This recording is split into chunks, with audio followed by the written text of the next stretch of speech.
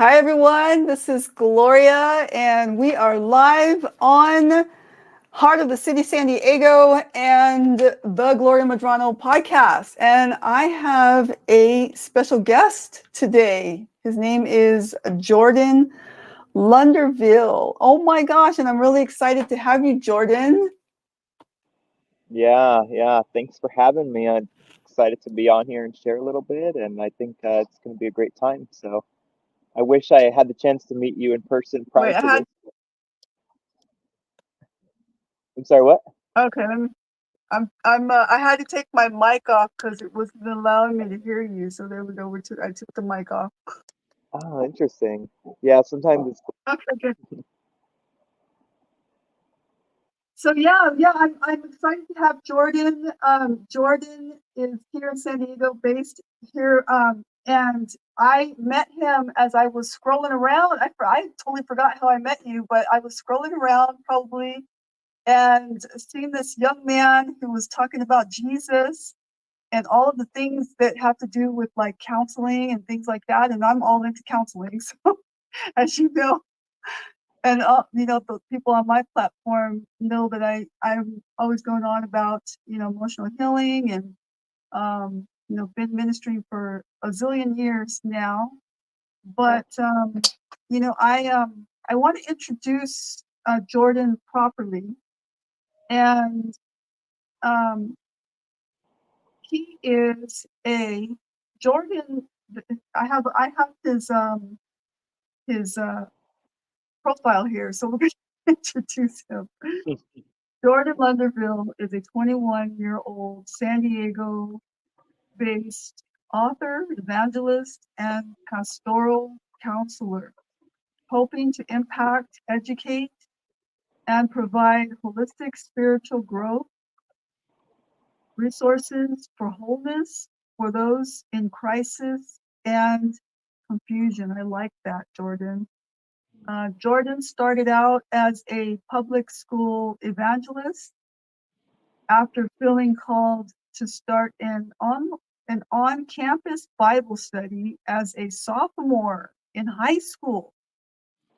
This eventually led him completing a certificate of campus ministry program with Urban Youth Collaborative, the leading campus evangelism organization in San Diego.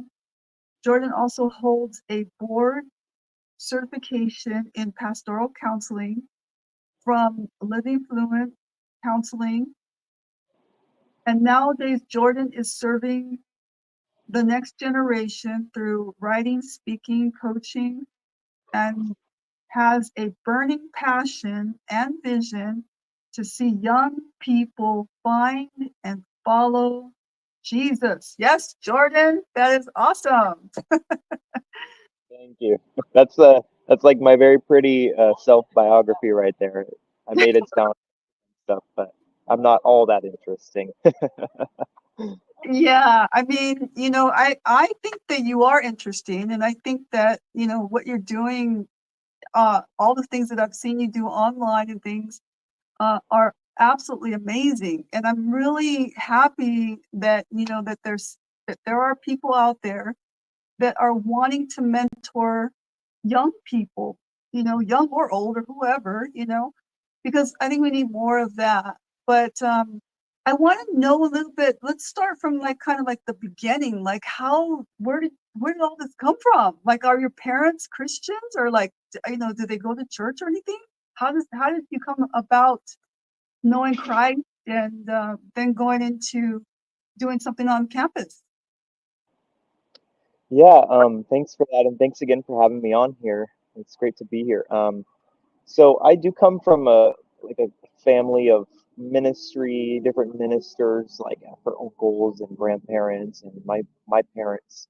My dad had a church at one point too, and just like a massive brain for theology and all things scripture. And so I think I had the typical case of a kid who grows up in a Christian or in a minister's home and doesn't really have the true revelation personally. And so I had all of the head knowledge of I had all the books of the Bible memorized, and I knew, the Ten Commandments, but I didn't have personal revelation because I hadn't encountered Jesus for myself. And so I had actually kind of grown to resent Christianity because, um, like, we had a unique situation growing up because my dad was like hired to teach theology at a church very close to our home, but we had a home church that was separate from that church. And so I would my Sundays, as a probably, I think I was probably like 8 to 15 or so, was, getting up early, heading to our church service of our home church, and then immediately after that, heading to my dad's class, which was a 2-hour theology class, which was well beyond my depth. And so it's just like very confusing to me. It didn't make a lot of sense. And it wasn't until I was a bad kid. Like I got pretty much kicked out of middle school. Like my parents had to take me out, and I was just like very mischievous, and I was experimenting. There's nothing wrong with that. And so my parents sent me to Wisconsin, which is where my grandpa lives. My dad's dad lives in Wisconsin, and that was sort of Interesting. Yeah. yeah, it was going to be their way to set me straight, because my grandpa is very disciplinary, very old school. And at the time he had a church out there. And Yeah. so, he would preach, and, we would do our devotionals every morning, like very devoted, uh, family and man of God. And something about being over there, probably being, away from my friends and from all the technology, I just like encountered God for myself. Yeah. And I got saved that summer. Like I think it was July 17th, 2017 was the day I really like surrendered my life to Christ and had that personal revelation that I was so hungry for as a kid and never seemed to be able to find or maybe even want. Mhm. And so that's sort of the view from 30,000 feet of my story. And now I live to do the same thing for my 14-year-old self that I did, or that someone did for me when I got saved. So that's what's led me up to what I'm doing now. Wow. That's an interesting story. That's a Mm. lot. How did you feel when you went to Wisconsin? Was it culture change? Oh wow, well it's evidently it's very different. I was born in Los Angeles and I've lived in San Diego for probably 18, 19 years now. And so going over there at 14 was like a 180 from anything I'd ever been around. And I was warned about how different it is, but Yeah. and also considering the generational difference between my grandfather and I, nothing could have prepared me for that. And funnily enough, I go to Wisconsin pretty much every summer now as sort of tradition. And so what's cool now is like I went this last June and got to preach at my grandfather's church and share Wow. about my book there, share about my ministry there. And Yeah. so God's kind of like given our family some full circle moments by allowing me to do that with my grandfather. So that was like a huge reward and honor to do that. So I love the guy. I love both of my grandma and my grandpa, and all of our family out there are incredible people. And I miss them every time I'm not there. So Wow. That's so interesting. That is very, very interesting. So you had a lot of culture change, I'm sure, and that helps. Like that is what I did with my children. We moved from San Diego, where I'm born and raised, and they were born and raised here in San Diego, but we moved to England. oh wow. And yeah, and senior pastors of a church, the kids grew up there, went to school there. We have lifelong friends there and have two daughters that still live there.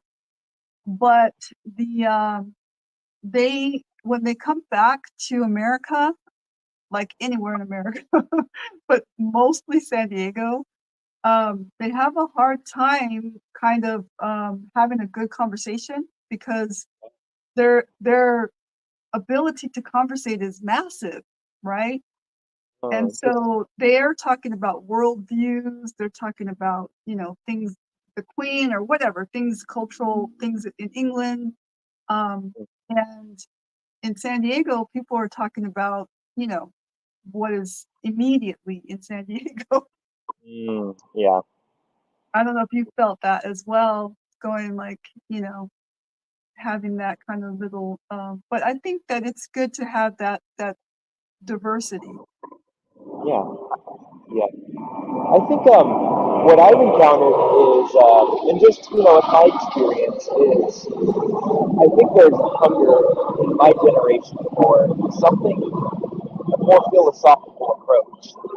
And so I don't know if you're familiar with the online influencer named Andrew Tate, but Mhm, last year he was, I think, the number three most Googled person in the world, and he's sort of become like a online Gen Z male masculine guru. And if you were to look at the political sphere, not for me to endorse political side here, but there's a hunger in my generation, especially among men, for a more clear, a more inspiring, and just an approach that's going to be more authentic to the needs of our generation. mhm, And so I think there's a deep need across the board in Gen Z specifically for leaders to rise up who are going to say it like it is. There's sort of like this return culturally and in the church, I think, as well, mhm. to let's have honest conversations. Let's not find workarounds and like create safe spaces for people. I think my generation is prioritizing honesty over comfort. I agree. And I agree. Yeah. we are very much in search of the truth, even if it's not the objective truth. We want to find a truth that fits, a truth that we can hold to and have values for. And Mhm, that's where I think the church and like people like myself and other Christian leaders have the opportunity to meet the moment right now, is to meet people in that space and say, hey, you don't have to go look up to Andrew Tate who uses questionable methods to make money and get famous. Like where are the points that we can meet the next generation in the church with biblical values and principles so that they feel connected to our church in a very, very meaningful way.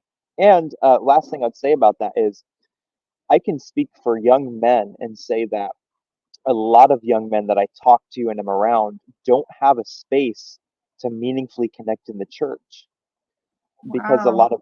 lot of churches have become very much so seeker sensitive and not missional.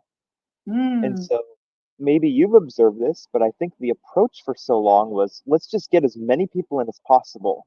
mm, We'll soften our theology a little bit. We'll create a cool banner. We'll give them a free coffee for the first time and create this very padded, soft experience. mm, And again, in our generation, we're not really looking for that. I think we would rather be told the truth even if it's inconvenient. And so what I encourage people with is, especially young men, is find a church, a ministry, a place where you can meaningfully plug in and your purpose is actually met, like with mhm. encouragement and enthusiasm. You're encouraged to go and spread the gospel or pursue your career or get married, like whatever that goal is, we should be with it and not against it. Wow, that's very interesting. That is, yeah, and I'm glad you put that out there because when I came back from living in England, and visited several different churches and stuff, which I absolutely love the churches, all of them that I visited. But you can see kind of that a little bit, Um, uh, but I don't wanna say too much about that because I love those churches. Of But course, yeah, yeah, I can see a little bit of that in there, and there were other churches that I visited, they were even more so, in that direction, but I'm real like that old school Pentecostal kind of, yeah, you say it like it is kind of thing, but even me, I have to, like, kinda, like, be careful and, kind of, be up to par with, what culture is saying yeah, um, and have the wording correct and things like that, and because of that age difference, we spoke way yeah. differently, when I was your age. Mm, interesting. Yeah. So it is a kind of a learning process, and that's why I'm always, that's why I'm online at my age. That's why I'm, doing the things that I do. I want to learn. I want to, progress. I want to know what's in the now. I want to know, um, what are people saying? What are the youth believing? Well, my kids are all grown now, Mm. but I have grandkids. They're growing up. What are they going to be into and things? My grandson is on YouTube already. Yeah. Wow. Very How old is he? artistic. He's only 7, Oh, wow. That's a tough one. Very tough. but Yeah. he creates like a stick figure movie is what he does. Oh, wow. That's cool. Yeah, so it's interesting, but yeah, I'm glad that you brought that up. I think we want to. I mean, I want to, and I know that there are others like me that want to understand. What would you Hmm. say would be the most important thing for us to do, maybe at my age? I don't want to say my age, but I keep saying my age, but I'm not going to say it right here. Um, but what would you say would be the most important thing for us to do in trying to understand? Yeah. I had a sort of a mini debate, if you want to call it.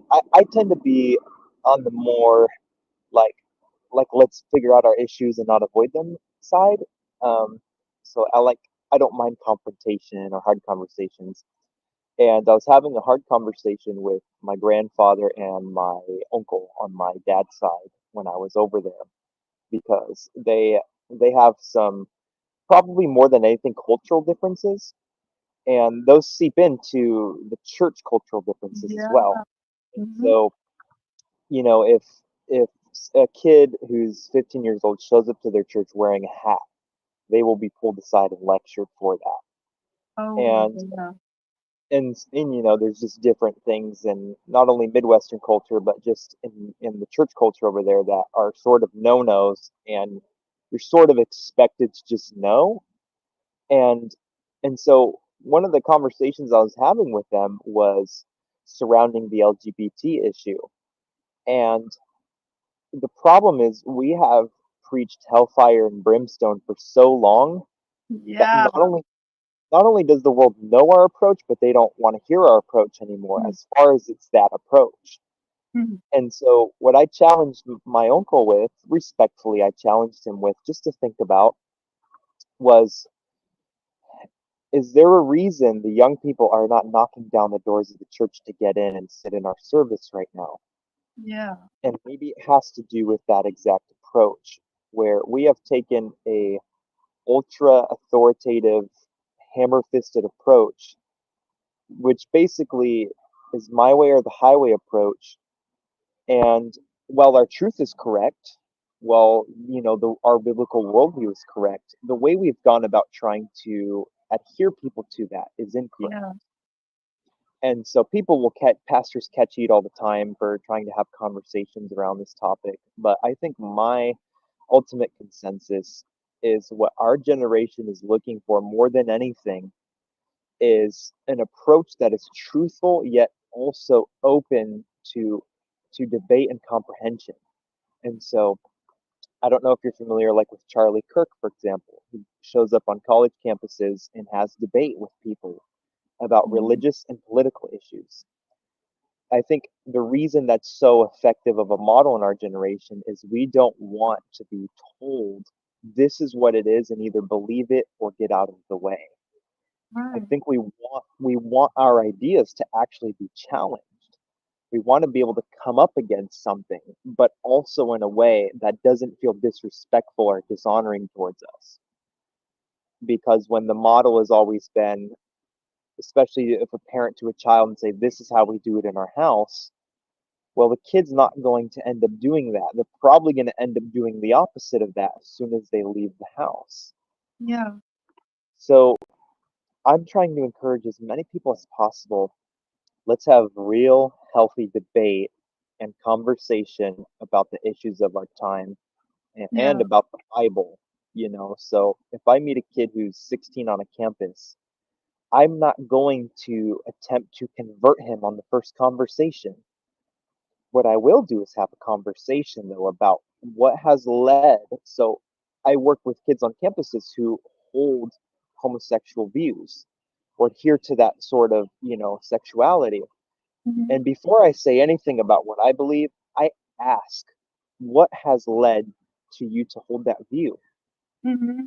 Usually buried down in there is either a faulty worldview or even a religious trauma or a trauma from the home. Right. We've identified the hurt. And instead of trying to cut off, I like to say, instead of trying to cut people's fruit off, we need to cut the root off. So, what's that unhealed trauma, that unhealed root in you that's causing this behavior? And if we can Yeah. heal that, not only will we stop attacking people for what they feel and think about themselves, but Right. we'll actually get work done and helping them come to a biblical understanding of themselves. Yeah. I like that, Jordan. I really like that. That was well said. Yeah, I see. I'm not that. I'm that old school Pentecostal.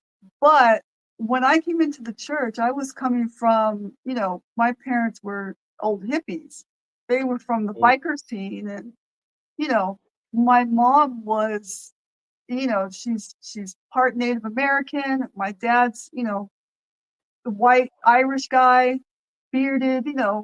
It was crazy growing up. And but within the biker community, there are people that are homosexual. Like, mm, there are ladies who are not, they act like men. mm, And so I was around that. I wasn't affected by it, but I wasn't uncomfortable. I was like, when I came into church, I was like, I want to bring my friend to church. Do you know what I mean? But then it became this craziness where um, people people were afraid of this type of person. I could bring the biker person, but if it was the person who was in the homosexual community, then it changed. So it was like that, but and it was hard to navigate. It was hard to navigate that. yeah, And a lot of damage and hurt was caused back in those days, I think. And I think that, you know, I know that there's a lot of church leaders that are my age that we want you to tell us. We want to also understand. We want to know, what you're feeling, because you're in the culture. You go to school and you're dealing with this. You're young and you're dealing with this stuff. I feel like it's more like people come to you no matter where they come from. If they're really like non-Christian, they want to shock you first. Like I've sat in like where the kids are into ska music and stuff, right? I've got uh relatives, nieces and nephews and stuff all over Barrio Logan that live down there, and a lot of times they have these massive parties where there's a bunch of mm, ska punk kids. They had a band back there, and I went back there, to see what was going on and stuff, and got to know a lot of the kids, sat with them, had conversations, and I think the first thing they wanted to do was kind of like shock me. yeah, Um, yeah, and then, once we got past that, it was more of like, you know, uh, and it wasn't just in one setting. It was a couple of different parties that they had, and the the conversations led to, what do they believe? Where do they see their future going? And yeah, so, they really opened up. They really opened up, and a lot of those kids, they accepted Jesus. They didn't get the lifestyle yet, but they accepted Jesus. And quite a few of them actually died. One died in a motorcycle accident, yeah. another, overdose. It was, just a lot of different situations. But it was, I think the biggest thing that hit me was getting past them wanting to shock me. Yeah. Yeah, that makes a lot of sense. I think I heard it recently that the most common person that child is actually the or the parent that they're most comfortable with. And it seems paradoxical that a child would attack the person taking care of them the most. And so for most young kids, it's their mother that they feel the most safe to be verbally or physically aggressive with. And I think that trait of human nature actually translates to churches and church leaders as well. And so sometimes the hardest attack and the hardest rebuttal is coming from people who are trying to see if we're safe with their extreme emotions. And That's so, a good point. I really like that point. yeah, so, the role of a parent early in the life of a child is to regulate their emotions. And so when I was growing up, my parents served as lids to say, this is not a point that we go past as a family. And Mm, so if I decided I wanted to live a certain lifestyle that was out of alignment, I wasn't going to be able to do that as long as that box of safety was there. mm, And now that I've translated more into the church sphere and I'm working with younger kids, they will throw these sort of jabs in to see how much I am willing to stomach yeah. because they want to know if I'm real or not. And you don't know if it's real until it's been tested. And so it's similar to like, if you're going on a first date with someone, you're trying to test their limit. You're trying to see if there's somebody that you want to keep seeing. And so you'll Mm-hmm. throw something out there, or you'll share a little bit, or go vulnerable and see the response. And Mm-hmm. I saw this, I mean, like you had mentioned in my biography, I opened a Bible club. I was a sophomore in high school doing Bible studies with my peers, and the club grew to Yeah. be about 100 kids my senior year of high school. And I would constantly, because I became the Bible club kid at school, because, there was a tenth of the school would go to the club. It was the largest club on the campus. And so Wow. inevitably I had classes with people who knew the work I was doing and or people that would actually attend the club. And I would get these like, I would get these questions and things from like out of nowhere about, well, like Jordan, you're like the Bible guy, so what does the Bible say, about having sex before marriage? Or what does the Bible say about, this and that? And I realized this was not an attack, it was an opportunity. And a lot of leaders see opportunities as attacks, and instead of answering the question, we become defensive out of fear. And I had to learn to be ready for any and every question. And oftentimes, these people were so hungry for truth that they were willing to test me in this way in order to see the kind of response. And like any good parent would do, I created a safe space for people to ask questions. And so there would be days during my Bible club meeting where I would say, everyone, there's no message today. I just want you to ask questions. We're going to break off into groups of 8 because I had a team of leaders who would help me. And so I just want you to ask questions. There's no right or wrong question, and there's no right or Yeah. wrong way to ask the question. And Yeah. so you were, mentioning, man, like people love to test our beliefs and our worldview. I think to see if we're safe, number one, and to also see if we're legitimate people to share with and get advice from. Yeah. Yeah. That's a good point. I like that. Yeah. So good. So tell me a little bit about how you got into writing. You have 2 books? Is that what it is? 2 books. Wow. And you're so young. Yeah, I wrote them both this year, so it's not like, I've been writing my whole life. It was, the way that happened was last year, I did about 30 speaking engagements, and that Uh-huh. was youth groups, that was Sunday services. I spoke at a dance event one time spontaneously, like across the board. I was speaking at all these places, all these people. And at the end of 2023, I had to ask myself, who actually remembers what I said? Out of all of those thousands of people that I spoke to, who is Mm, still sitting down on Tuesday night reimagining my sermon points from last August? And the reality is that number is very low because I don't remember the sermon I heard 3 months ago unless it was mm, so life changing and impactful that it marked me for life. I'm not going to remember that message. mm, But because my message, the message of the gospel, is so important and so valuable, I started thinking of what's a way that I can come up with a platform and a medium to share with people that they're not going to forget in a day. And that birthed the idea of my first book. And so, my first book, and I would say my most recent book that I just released, is really a long, long sermon. And so, it's every time I go into the writing process, I ask myself, if I was standing before 100 students right now, what do I need them to know?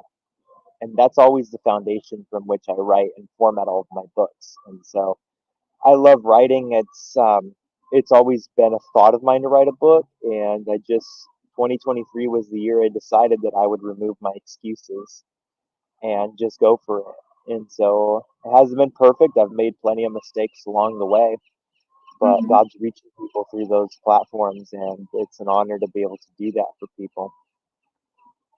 Wow, that's amazing. I just cannot even, wow, that's great. Um, Sometimes in life, we go through things, things happen, we have disappointments and things like that. But here's a question that I wanted to ask you. Um, and now that you have you have a platform, you speak, you have a ministry.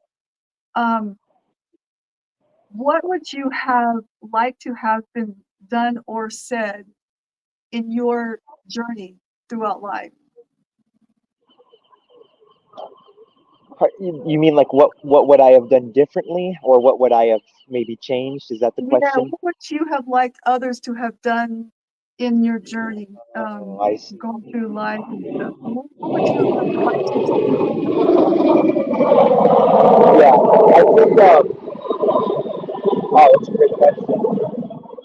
I would, if I could do it all different, and if I could have seen more out of different people or different things on this journey, I would have liked to have seen more more of an open approach to discipleship. And I'll explain what that means. So I kind of had this crisis where everybody everybody wanted me to be a youth pastor. That was that was the goal. That was the pinnacle. If I was a 20-something-year-old Christian leader, I was going to be a youth pastor at a church. And what I started to run into was that every time I would try to shrink my calling to that box, I would always feel uncomfortable and frustrated and limited in my ability to reach people. Mhm, And because some of the people in my life that had mentored me up to that point, mhm, I don't know, had the foresight to see the impact of digital ministry and of evangelistic ministry in this day and mhm, age that we're living in. And so I applaud and appreciate their support of me, and they were doing and pointing me to the best direction that they knew. mhm, But what I would have liked to have really embraced earlier on was my individual unique calling, the way God made it for Jordan to do, not for the cool youth pastor down the street, not for, my best buddy in ministry. Like, I wish I would have embraced exactly what I'm doing earlier, because I think I lived years of my early and my starting years just in constant, like, oh, well, mhm, what are they doing? What's the right thing for me to do at this age? And I mhm, wasn't asking the question, what is God asking Jordan to do right now? And so mhm, no time with God is wasted, but I do think that I spent unnecessary time, like, running up against a brick wall that wasn't going anywhere.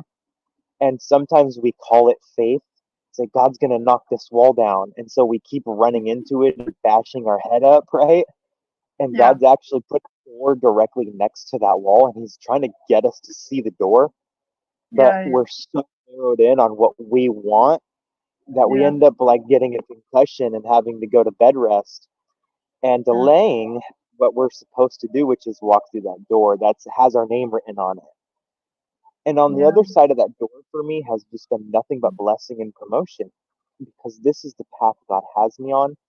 And I wouldn't be blessed if I was trying to live someone else's calling. And so that's what I encourage people now through the JLM coaching program. I coach kids 12 through 18. And one of my biggest encouragements is, if God made you a square peg, stop trying to fit in a round hole. You are uniquely designed, equipped, called, and purposed for this time Mhm. and place to be who you are called to be, not who someone else told you you're supposed to be. And so I don't, I like to say this, and this sounds really cool, but I think it's true. I stopped trying to fit molds and I started creating molds. So I stopped trying to fit what I think was going to work for me, and I started Mhm. creating a life and a ministry that was going to best serve my life and the needs of people around me. That's awesome. That's awesome. You already answered my second question. How would Oh, you have cool. done I mean, things we talked differently? about it. And you shared that Yeah, already, okay. how you would do things differently. And then, Yeah. the other question was, what is it that Jordan wants to accomplish? What is it that Uh, Jordan wants to accomplish? I think if I can model to my generation that living a fulfilled Christian life is possible, I don't even think another book or another sermon or any of those other things is going to add to the lasting legacy and impact that I want to leave. I think if I can model to people that it's possible to be successful. I have a mentor. I'll say this. I have a mentor who sat me down one day and he said, Jordan, you've been so focused on being a priest that you haven't embraced what it means to be a king. He said, God has called all of us to be priests and kings, or priests and queens. And the idea is that I would thrive both in the marketplace, in the Mm, world, and in my calling as a minister. And that those two things don't have to be exclusive to one another. And so you and I are both very well familiar with the broke pastor complex. mm, Uh, Pastors believe that they are just supposed to suffer and be poor for the sake of the kingdom, and not ever mhm, supposed to flourish and thrive and have influence in this world. And we don't live in a generation where there's actual kings, but we mhm, do live in a generation where God's given influence to leaders. And that yeah, influence is not just for the kingdom to come, although that's important. That influence spans to this age that God has put us in here on earth, in our 80 years that we have here. And mhm, so my life, I feel, will be most fulfilled and I will leave a lasting legacy if I can show and model to people what it means to be a king and a priest.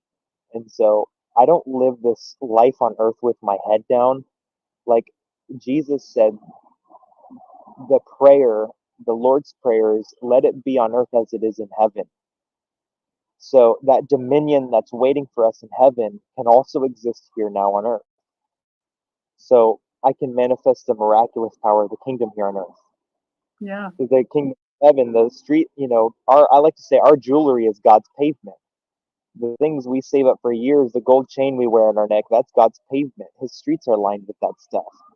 And I yeah, actually think it's God's desire that believers and leaders would actually begin to manifest the kingdom here on earth.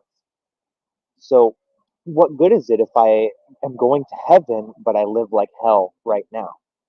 So, I truly believe my life's mission, my impact, my mark, so to speak, is going to be that I lived a life that even an unbeliever can look at and say, that person lived a worthy, fulfilling life, accomplished big things, and did something and made an impact on the years that I had here. That is very good. That is very good. So Jordan, in kind of um, winding down and starting to end our chat, what is one thing or two things that you want to say to anyone listening out there that that maybe is questioning, maybe going through it? Um, what would you want to leave them with? What do you want to say? Yeah, I had this revelation a while ago in sort of just like a season of suffering that I was going through personally, where essentially what I had learned about God up to that point wasn't translating to my experience. So I wasn't able to use all the scripture and theology I had learned to actually help me in my life. And to somebody who's questioning, the first thing I would say is there is no question that is outside of validity and reason to the Lord. Like, whatever question you might have about why God's put you in the season you're in or the struggle you're going through, God intentionally allowed, not maybe caused, but allowed for that to happen for a specific reason that doesn't always make sense in the moment. And so my own journey with grief has led me to realize and value that the things that I once thought were so important were not that important. And Yeah, it strengthened my relationship with God when I went through seasons of loss. And so people like to talk about the book of Job all the time. And I think the whole premise of the book of Job is not that, Job got restored at the very end of everything. God had to allow everything to be taken away, his family, his livestock, his home, all of these things, his personal health. mm, And I think the real restoration of the story of Job is not the material, but it's the spiritual. And it's that God sometimes allows us to be in seasons of grief and loss because he's trying to restore spiritual strength onto us. And sometimes it's only in the lack of physical blessing that we get to that point of willingness and surrender.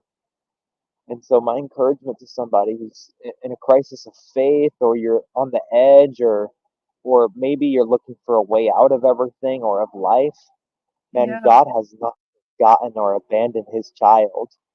And he mm, loves you just as much as he did when you were in that good season. And yeah, a bad or negative season is not a punishment for bad behavior. It's actually something that he's allowed into our life to strengthen us and help us to be more like Jesus in the long run. And so my encouragement is the encouragement of Paul is to suffer well. Suffer well means I'm going to suffer with purpose in mind. This is making me more like Christ. This is building up my heavenly reward. This is making me stronger than I was. That would be my encouragement to someone dealing with grief or loss or pain or misunderstanding. I accept that. That's great. Thank you so much. Jordan, thank you for being here on the Heart of the City, San Diego, and the Gloria Medrano podcast. Oh And man, Jordan, thank you. go ahead, say that again. I just said thank you for having me. It's an honor to be on here, and I, like you had mentioned, I had just bumped into you online one day, and here we are. So really excited that I got to do this. Yeah, I'm great. I'm very happy about that, and I want to send you some. I want to send you a message after we get off because give you some information about someone that I know who's going to be in town from England. And they are kind of similar to what you want to go into. And you might know them, but you might be interested in attending this event. So I'll send you over that information. Um, you guys, all of you who are listening, you can find all the information about Jordan by following Jordan. But I also put in all of his information on the YouTube description. So you can go there and find his information, his phone number, and everything there. So Jordan, thanks again, and I'll see you on the other side. Sounds good. It was nice. I'm glad everyone got to be on here. If you got the chance to join, thank you for watching, and thank you, Gloria, for having me. It was a huge honor, and I'm excited to hear all the stories about how this helped someone today. Amen. Thank you so much. Bye, guys. See you later.